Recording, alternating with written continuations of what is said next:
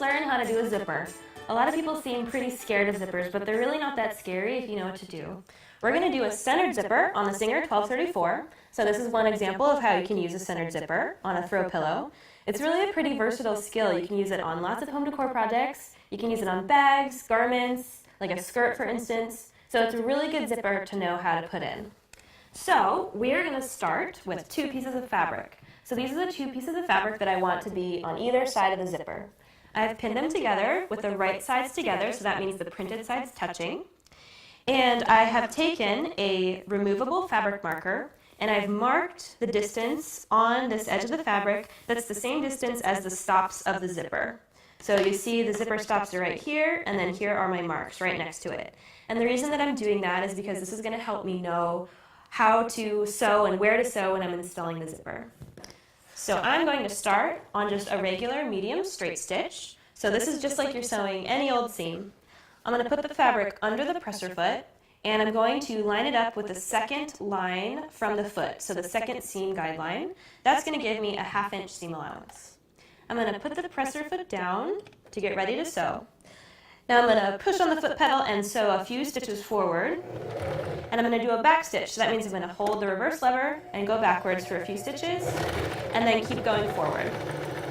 I'm going to take out my pins when I get to them, and when I get to my first mark, I'm going to do another back stitch, and then I'm going to stop. So now I'm going to change to the 3rd straight stitch, which is the longest straight stitch.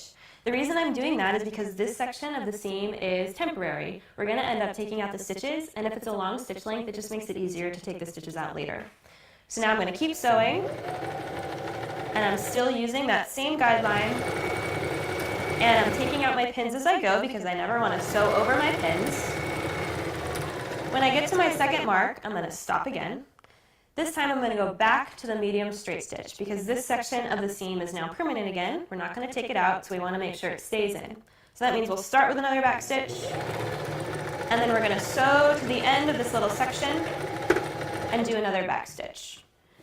I'm going to lift up the presser foot, take my project out, and it should look something like this when it's all done. So you can see that there's the regular stitch right here. There's a basting stitch, which is just a really long straight stitch in the middle, and then there's my regular medium straight stitch again on each side. So now I'm going to take it to the ironing board and give it a press. Here's what my project looks like after I pressed it. I pressed the seam open, so that means I took the seam allowance and I separated each side and pressed it flat. So from the right side, it looks nice and smooth and beautiful, and it's ready to attach the zipper. But before I can attach the zipper, I need to change the presser foot. I'm going to change it to a zipper foot. So this is what a zipper foot looks like. This foot comes with your machine. The point of a zipper foot is to be able to sew really close to something bulky, like a zipper. So to change my presser foot, I'm going to first make sure that the needle is all the way in the highest position, and then I'm going to take the regular foot and just pull it towards me gently so that it pops right off. Now I'm going to take the zipper foot, and I'm going to find the little bar on it that snaps into the machine, and I'm going to attach it on the left side like that, so on the left half of that little bar. When you attach it, most of the foot should be hanging to the right of the needle.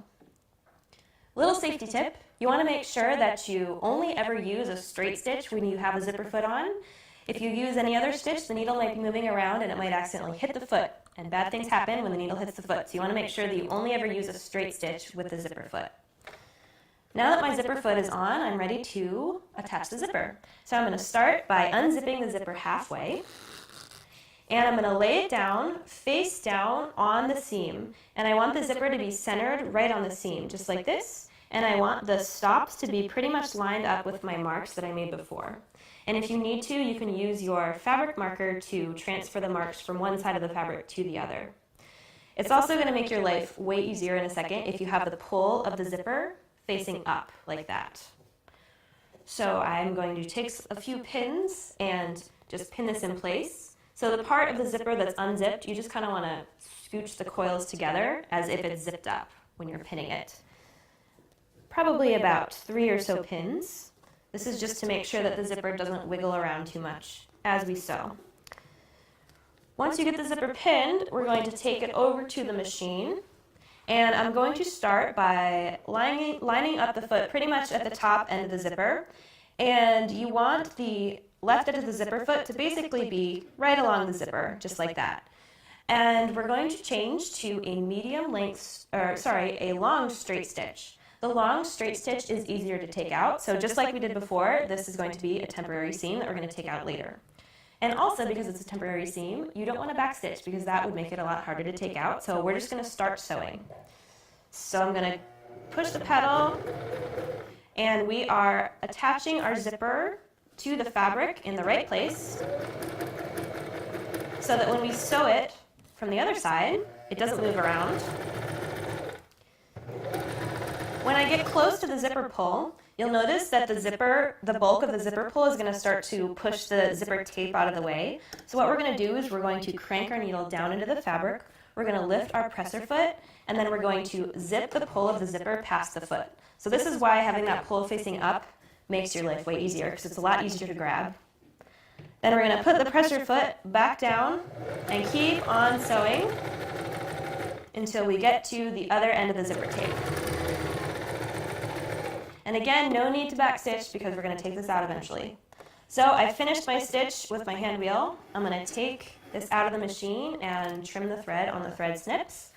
Now I'm going to do the exact same thing on the other side of the zipper. So I'll start pretty much on the edge of the zipper tape and start sewing. Again, no backstitch because this is a temporary stitch that I'm going to take out eventually. So I don't want to make my life harder by backstitching. When I get close to the zipper pull, again, I'm going to crank the needle down into the fabric, lift the presser foot, and then I'm going to push the zipper past the presser foot. So again, super helpful that we put that pull facing upwards.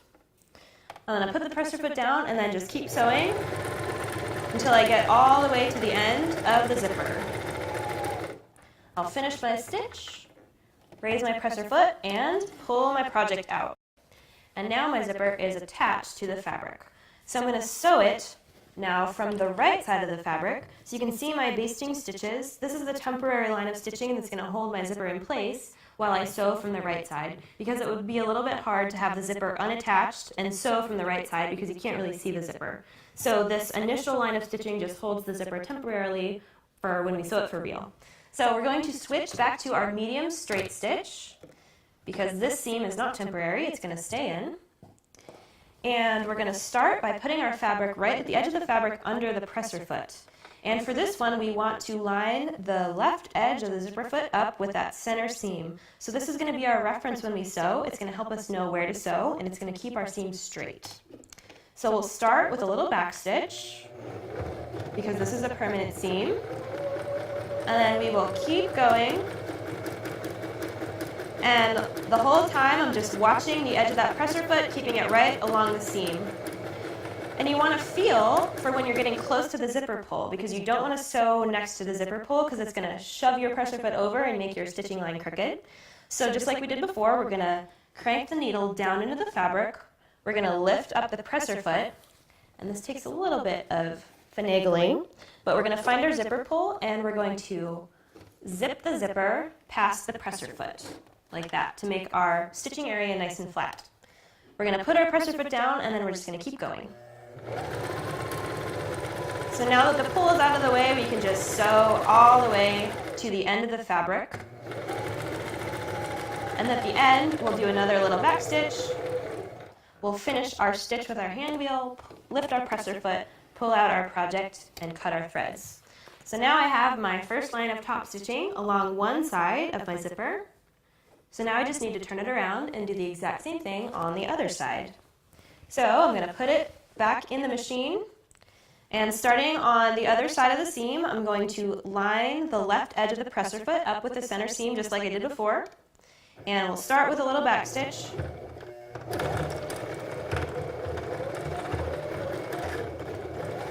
And we are just sewing along with the edge of the presser foot right along the center seam. Again, when I get to the pull, I'm going to crank the needle down, lift the foot, and then push the zipper pull past the presser foot just to get it out of the way. And if you need to, you can even push the presser foot lift further up just to make sure you have enough room to do that. Then I'll lower the presser foot and just keep on sewing. And when I get to the other side, same deal. We're going to do a little back stitch, finish our stitch, lift the presser foot and pull our project out. So now all of our stitching is finished and it's time to undo our temporary stitches. So I'm going to take my seam ripper, which came with the sewing machine, and I'm going to use that to take out those longer stitches. So those are the stitches to the outside of your permanent stitches. And you don't really have to cut every single one. You can cut about every 4 or so, and the whole thing will just kind of pull right out. So I'm going to go ahead and do that.